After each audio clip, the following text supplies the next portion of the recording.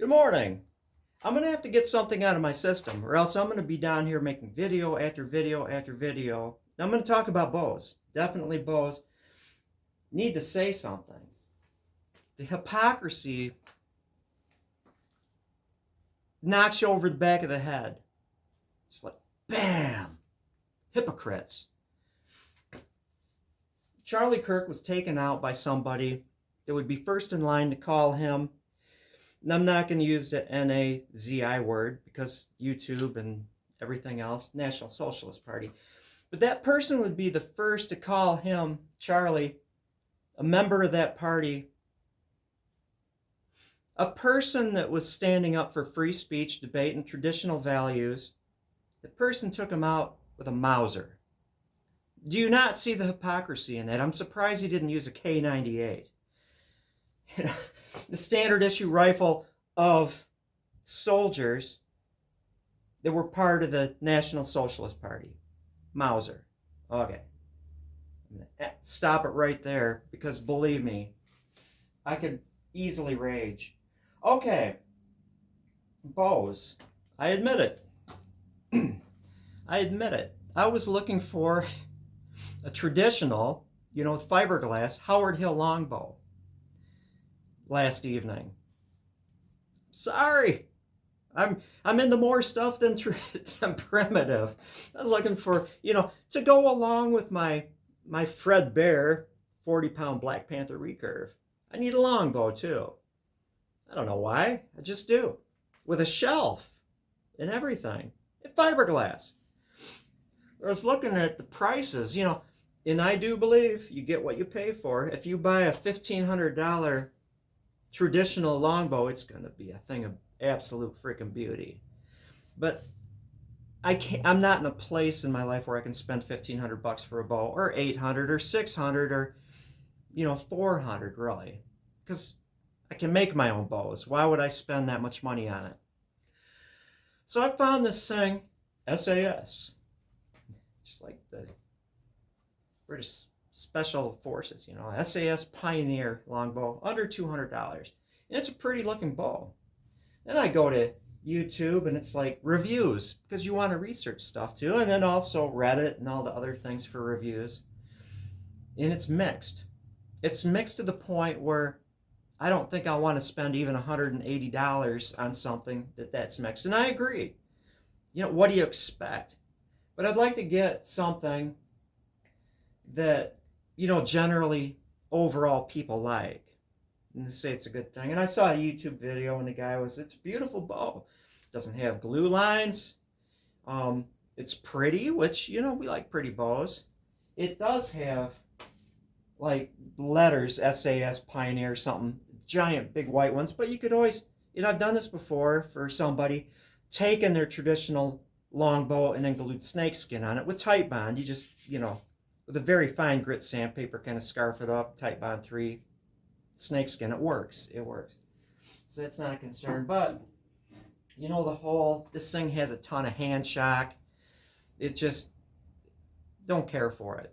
I can stand a little bit of hand shock, but, I don't want to buy something that's going to be boom. So I'm going to keep looking. Maybe get a used one. A used one on eBay. It's not too scratched up, and it's an upper level bow at a lower level price just because it's used. Another thing I've been studying, and this contrasts with yesterday's video on the very light bows. And what I meant, it was just kind of my quirky sense of humor saying that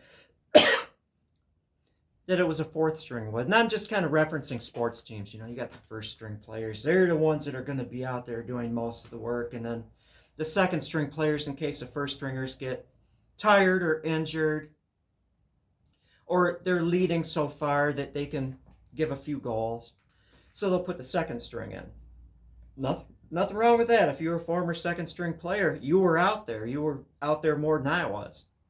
The fourth string, it's grandma up in the stands, right? And that's the way a lot of people view cottonwood for bows, or willow, or white cedar for an adult. You can make a youth bow with that. This is your first bow, Timmy. It's a 10-pound bow, knock yourself out, have a little fun, throw some arrows, kill some pine cones. But that's what I meant by fourth string. On the flip side, I am fascinated by heavy bows. Now in one of my other videos that I made this morning that I deleted, I drew this thing way far back to 75 pounds.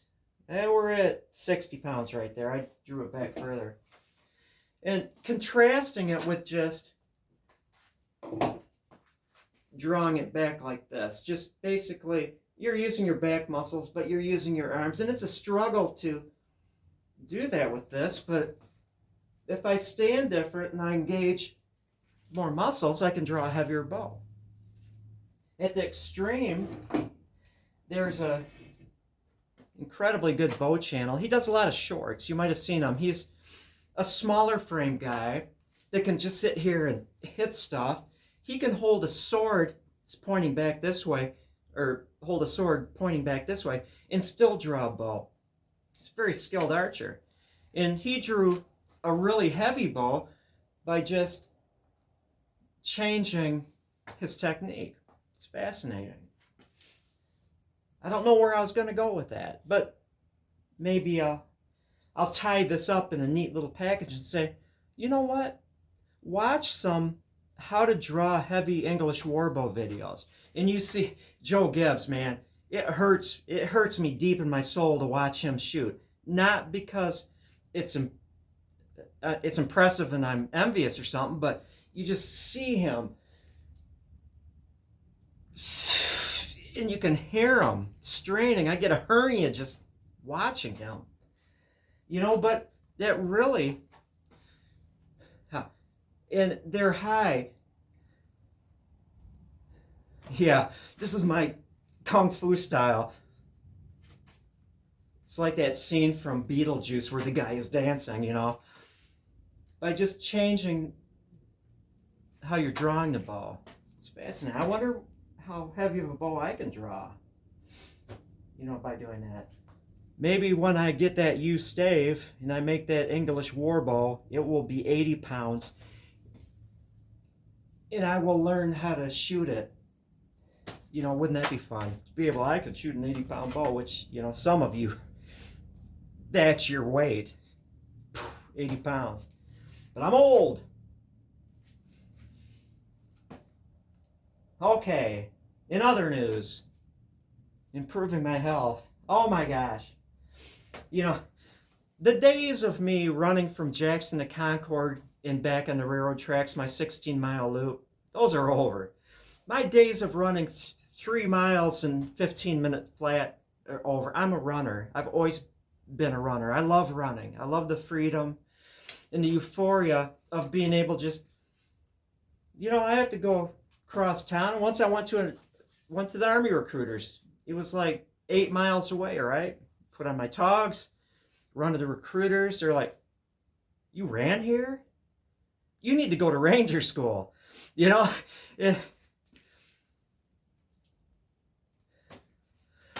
I just love that. Now, when I was in the preserve manager, we had the trails. And I always felt that if I was the most tired, if I didn't feel good, if I was sick, I should always be able to run 2 miles. That was it. No matter what, I need to run 2 miles. Well, I haven't done that in a while. I've been slacking since I moved to Rogers City. I don't know. Maybe I ran to the door. Maybe I had to run to the bathroom. You know, but that's the extent of it. And so I went out, 1.8 mile loop, Herman Wagler recreational area, which has hills. In fact, the first part, there's the parking lot, and then there's a steep hill right off the bat. It's like, oh, made it to the top of the hill. I can't do this. I started on an even 25 after, right? Running, forcing myself. Knew that from experience, after 15 minutes, boom, something happens, and you can keep going. You just have to struggle along until you hit 15 minutes, the mark, and then I don't know if it's adrenaline or what it is. Once you hit 15 minutes, you're fine.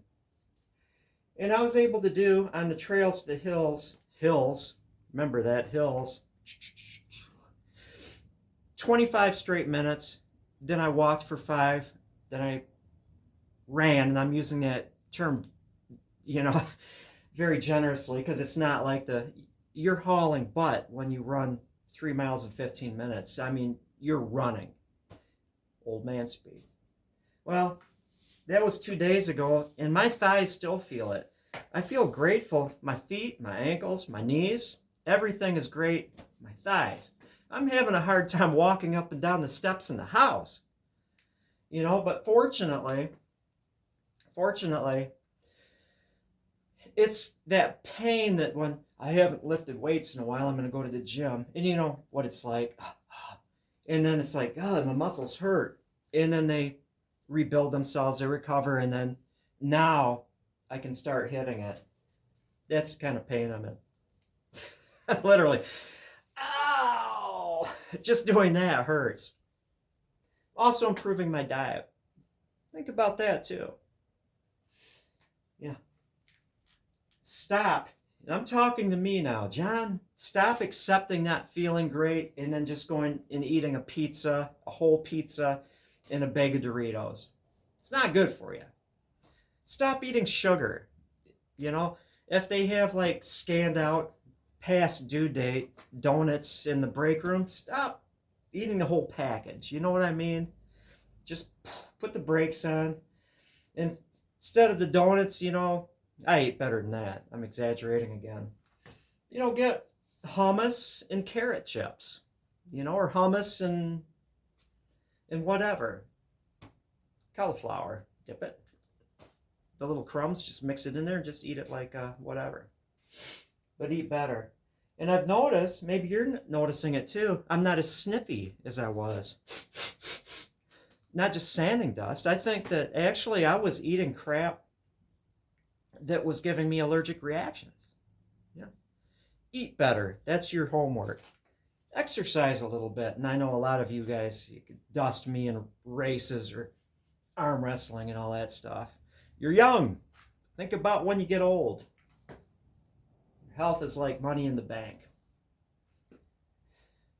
Develop this level of health, and then when you get older, you can draw from those reserves. It's important. It's important. I debated whether I should say this, but I will. I'm bearing my soul to you. I was also hi, my name is John. I'm a Skolaholic. Love Skol. Nothing like that wintergreeny goodness, but really, you know, after a while, it's like this old body started rejecting it. I could tell that every time I dipped a little Skol, my body was telling me, no, it's not good for you. Stop it. And so I'm going to be patient. I'm old enough to know that I'm an expert at quitting, you know, because I've quit a million times. But I tried this stuff, and it's, you know, I'm not missing my Skol. It, unlike Nicorette, you know, the flavor lasts a bit. It's just cellulose, like ground sawdust, you know, and pharmaceutical grade nicotine, so it doesn't have the same whatever that they put in that wintergreeny goodness in that little green can. But yeah, generally feeling better, and I'm going to give it, you know, time. Do this stuff and then step down. This is the 9 milligram. Go down to the 6. Unfortunately, they don't have flavorless. You know, so I still have that, oh, that tastes good kind of a thing going on. But we'll see. Somebody makes a flavorless one somewhere out there. You know, as far as cost, man, the price of, you know, you Grizzly users, you're paying less. But I like the good stuff. Starting a fight here. Skol is better than Grizzly. It is. It says so everywhere. You know, but gosh, like $8 a can now. You remember when like you could get a 10 roll of Copenhagen for $5? No longer. You get 2 cans free. This is cheaper. One can has been lasting me 3 days at a stretch. and it's only $5. So right off the bat, I'm saving money. But yeah, all around health. I'm done accepting that. I feel better. I feel good. I feel like making bows today. That I will. Well, I'm going to draw this to a close. Yes, sir. Yes, sir, Bob.